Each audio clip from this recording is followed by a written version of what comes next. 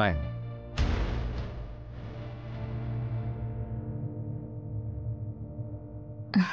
Coffee కానీ cool drink కానీ ఏమైనా తీసుకుంటారా? ఇప్పుడేం వద్దండి, బన్నీని చూశాను చాలు. బన్నీ ఇలారా, వచ్చి కాసేపు ఆంటీతో మాట్లాడు.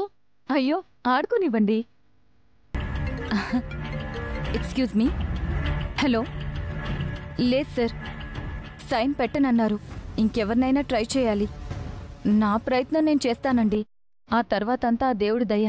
లేదు లేదు, ఎంతమందినైనా సరే అడుగుతాను, ఎవరినైనా బతిమలాడతాను. కాస్త లేట్ అయినా పర్వాలేదు, అనుకున్న పని చేస్తాను. ఉంటాను సార్. ఏమైందండి? ఏదైనా ప్రాబ్లమా? ఏంటోనండి, ఒక మంచి పని చేయాలనుకుంటే అన్ని అడ్డంకులే ఎదురవుతున్నాయి. సమస్య ఏంటో చెప్పండి.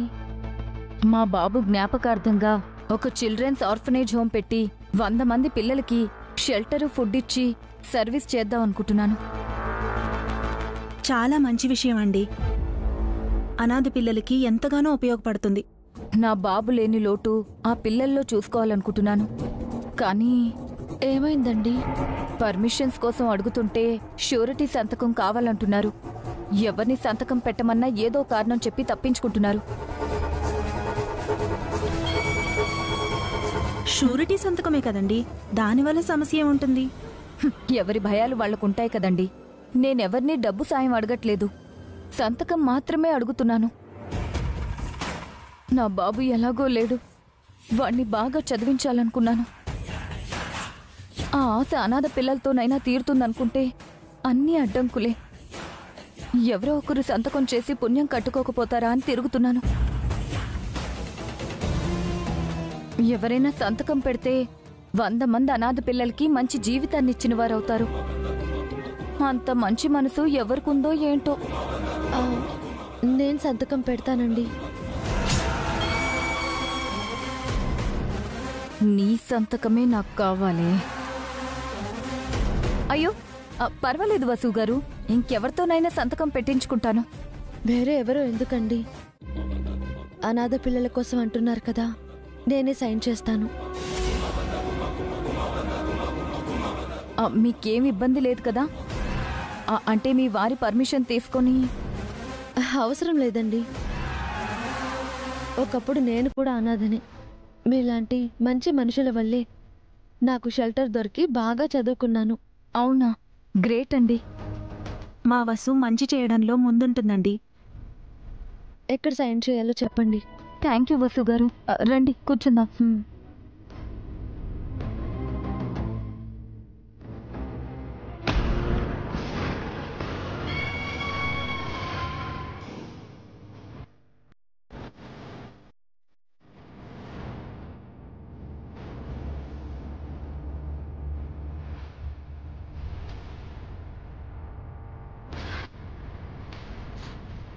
ఒకసారి చదువుకోండి. మీ మీద నాకు నమ్మకం ఉందండి.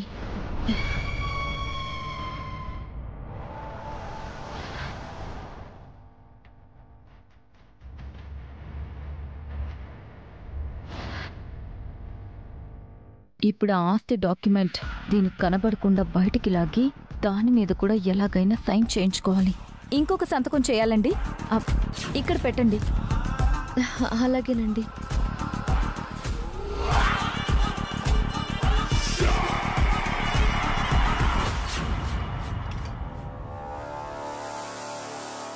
ఏంటి అపశకునం, ఇప్పుడే ఇలా జరగాల?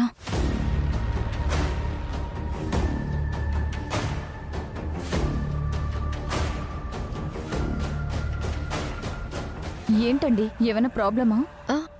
ఏం లేదండి. అయ్యో, ఇష్టం లేకపోతే వద్దులేండి. అదేం లేదండి.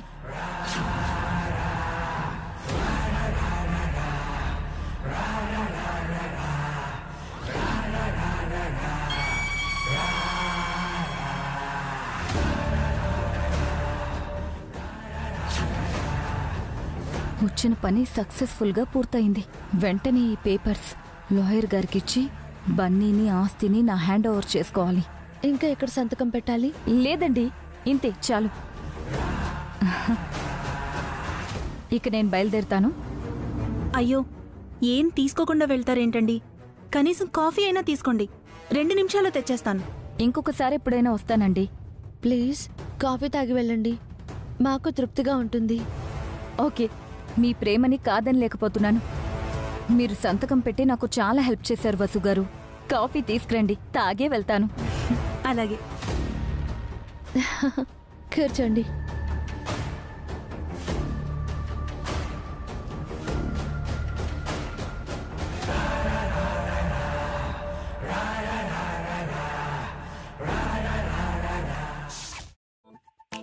రాత్రి నా కల్లోకొచ్చిన వరుడు గురించి కోయిదర్ని అడగాలి. వాడి మాటలు వినిపించే గాని మోహన్ సరిగా కనిపించలేదు. ఎదురు పడితే ఎలా గుర్తుపట్టేది? త్వరగా కోయిదర్ దగ్గరికి వెళ్ళి అడగాలి. కోయిదరా, కాస్త నా జాతకం చెప్పవా? ఎన్ని డబ్బులైనా ఇస్తాను. ఏంటమ్మా నీ దౌర్జన్యం? ఎవరు నువ్వు? నేనెవరైతే నీకెందుకయ్యా? నేను కోయిదర్తో కాస్త పర్సనల్ గా మాట్లాడాలి. నేను కూడా జాతకం చెప్పించడానికి వచ్చాను. అయితే మళ్ళీ రా, ఇప్పుడు నా వంతు. అరే భలే దానవమ్మా నువ్వు. ఏంటమ్మా ఈ ఆవేశం? ఆవేశం కాదు దొరా, ఆర్తత, ఆందోళన, అలచడి, అయ్యోమయ్యో. ఇంతకీ ఎవరికమ్మా? నాకే. ఏం జరిగింది? ఈ తెల్లవారుజామున నా కల్లోకి ఒకరొచ్చారు. ఇంతకీ ఎవరు? ఏమో, మొహం సరిగ్గా తెలియలేదు. కాని నేనంటే చాలా ఇష్టమని, నన్ను ప్రేమిస్తున్నానని చెప్పారు. ఎవడా టేస్ట్ లెస్ ఫెలో? దొరా, సారీ, ఇన్నాళ్ళు టైం వేస్ట్ చేసినా ఆ మనిషి ఎవరా అని అడిగాను. నాకు తెలీదు దొరా. పెళ్లి చేసుకుందాము అన్నాను. పేరు కూడా చెప్పకుండా మాయమైపోయాడు. బతికిపోయాడు. ఆ, దొరా! అదే నీతో కలిసి బ్రతకడానికి వస్తాడు అంటున్నాను. ఎప్పుడొస్తాడు దొరా? కలలోకి వచ్చాడు కదా. నా కళ్ళ ముందుకెప్పుడొస్తాడు అని. వాడి ఆయుష్ తీరినప్పుడు. దొరా, సారీ, ఆ శుభగడియ వచ్చినప్పుడు అని అంటున్నాను. ఆ గడియ ఎప్పుడొస్తుంది? అతి త్వరలోనే వస్తుంది. నిన్ను ప్రేమించిన వాడు నీ ముందుకు రాబోతున్నాడు. ఈసారి వాడిని జాగ్రత్తగా పట్టుకో. నీ చెయ్యి జారనివ్వకు. వాడి జీవితాన్ని సర్వనాశనం చేసే. అదే, వాడిని పెళ్లి చేసుకొని నీ జీవితాన్ని సార్థకం చేసుకో అంటున్నాను. థ్యాంక్ యూ దొరా. మీరు చెప్పినట్టే ఈసారి నా నాథుడు కనిపిస్తే వదిలిపెట్టను. ఎండిపోయిన ఎడారి లాంటి నా జీవితాన్ని పచ్చటి పూలవనం చేసుకుంటాను. నేను వెళ్ళొస్తాను. డబ్బులు ఆహా, నా పెళ్లికొచ్చి తీసుకోదరా. ఇంకా నయం, శోభనానికి వచ్చి తీసుకోమనలేదు.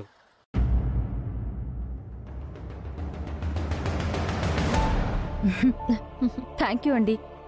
సంతకం పెట్టి చాలా పెద్ద సాయం చేశారు. మీ మేలు మర్చిపోలేను. Wish you good luck. Bunny, aunty వెళ్తున్నారు, వచ్చి బాయ్ చెప్పు. వస్తున్నా మమ్మీ.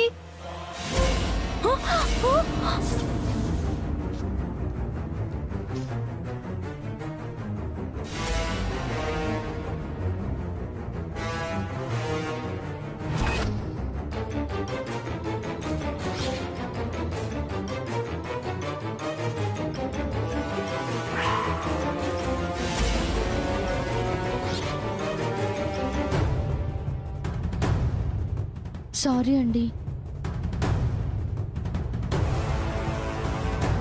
ఏంటి బన్నీ ఇలా చేసావు? చూడు, పేపర్స్ అన్నీ ఎలా చెల్లా చెదరయ్యాయో. ఆంటీ, సారీ ఆంటీ, నాదే మిస్టేక్. పర్లేదు, ఉండండి, పేపర్లు తీసిస్తాను. అసలు డాక్యుమెంట్స్ వసు చూసిందంటే చాలా ప్రమాదం. మీకెందుకు శ్రమ? నేను తీసుకుంటాను కదా. అయ్యో పర్వాలేదండి, మా ఇంటికి వచ్చిన గెస్ట్. తప్పు మాదే కదా. మీరు అలా ఉండండి, మేము తీస్తాము. బాబోయ్, అసలు డాక్యుమెంట్ ఎక్కడుంది? అది కనిపించిందంటే నా కొంప కొల్లేరవుతుంది.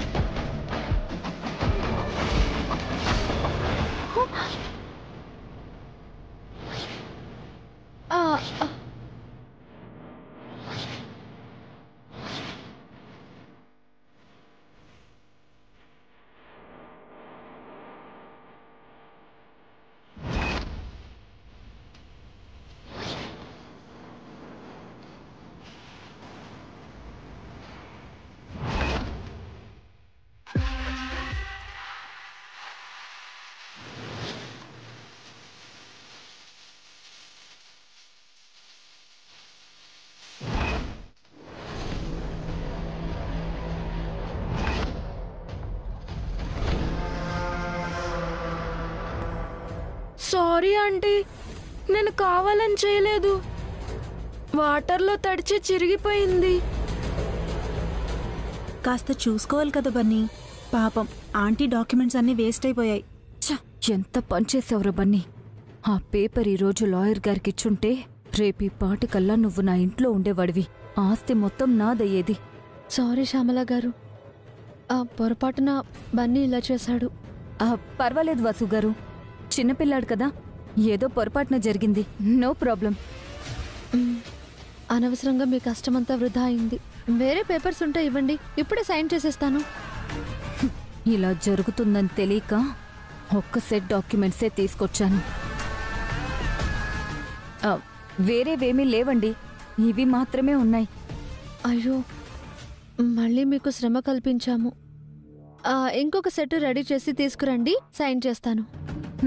అలాగేనండి, వెళ్ళొస్తాను. బాయ్ బన్నీ.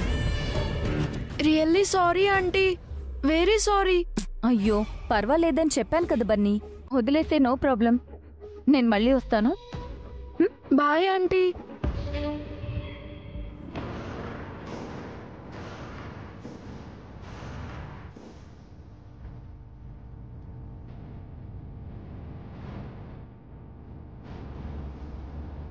వెళ్ళొస్తాను వసు గారు.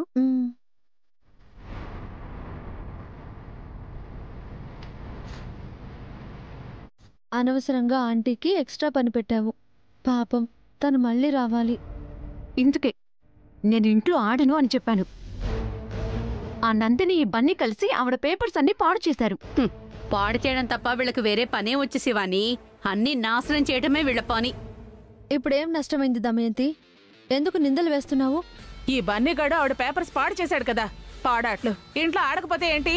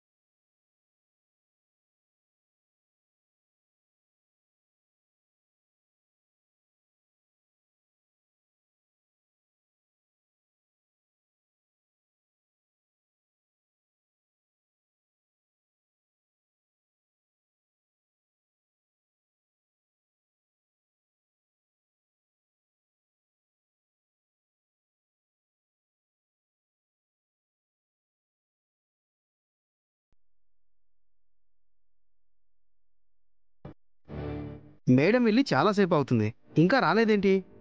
మా బసోకకి డౌట్ వచ్చి సంతకం చేయటం ఆపేసిందేమో. మేడం అంత ఈజీగా దొరకరు.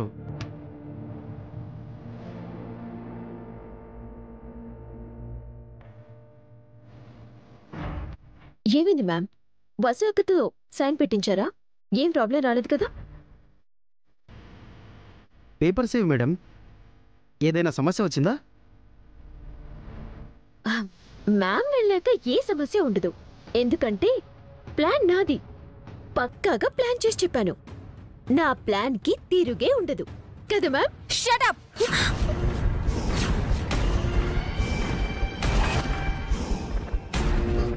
ఏం జరిగింది మేడం? వసుంధరాదేవి సైన్ చేయనందా? లేదు, వసు సైన్ చేసింది. మరి ప్రాబ్లం ఏంటి మ్యామ్?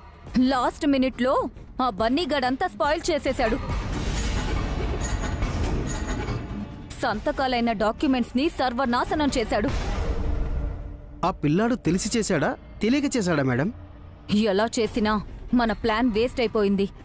చేతిదాకా వచ్చిన ఆస్తి చేజారిపోయింది. మరిప్పుడు ఎలా మేడం? మళ్ళీ ఓసారి వసుంధర గారితో సైన్ చేయిస్తారా? నేను త్వరగా పేపర్స్ రెడీ చేస్తాను. మళ్ళీ సైన్ అంటే ఆ వసుకి డౌట్ వస్తుంది. మనం కాస్త వెయిట్ చేయాలి. మనకు ఎక్కువ టైం లేదు మేడం. గడువు దాటిందంటే ఆ తర్వాత మనం ఏమీ చేయలేం. ఆస్తి మీ పరిధి దాటిపోతుంది. లేదు లాయర్ గారు, అంత దాకా రానివ్వను. మీరు పేపర్స్ రెడీ చేయండి, నేను ఏదోలా వసూతో సైన్ చేయిస్తాను.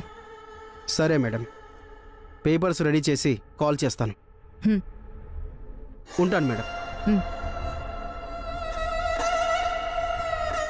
ఆ బన్నీగాడు సామాన్యుడు కాదు.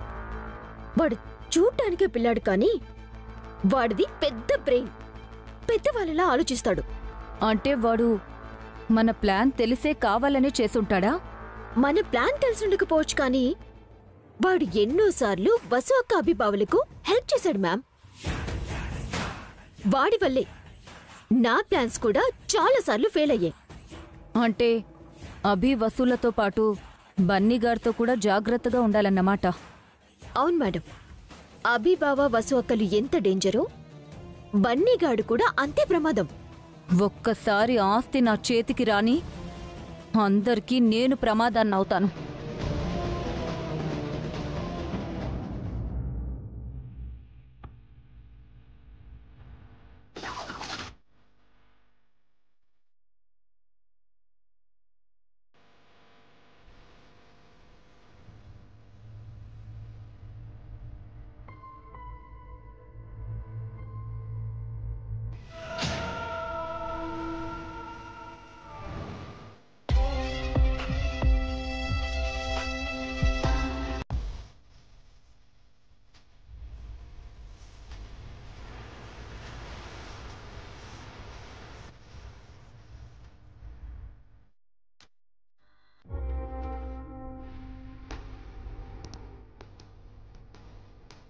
హాస్టల్లో ఉంటుంటే రోజు మందు దమ్ము కొట్టేదాన్ని.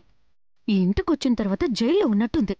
అరే, మనసారా డ్రింక్ చేయడానికి కూడా లేదు.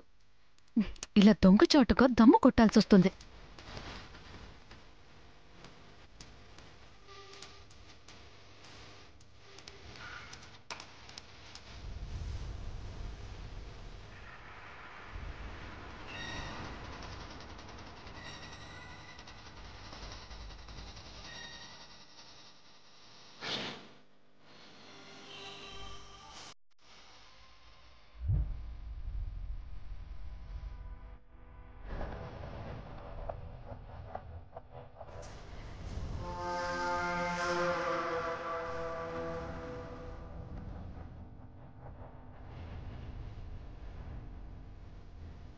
అక్క, మన ఇంట్లో ఎవరైనా సిగరెట్ కాలుస్తారా?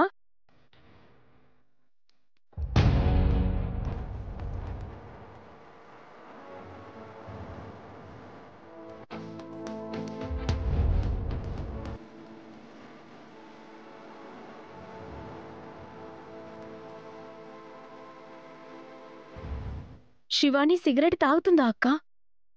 అంటే శివానికి చాలా బ్యాడ్ హ్యాబిట్స్ ఉన్నాయన్నమాట. ఈ విషయం వెంటనే అత్తయ్యతో చెప్దామక్క. చదువుకునే అమ్మాయి, అదే ఆడపిల్ల, సిగరెట్ తాగడం ఏంటక్క? శివానికి సిగరెట్ ఒక్కటేనా, లేక మందలవాటు కూడా ఉందా?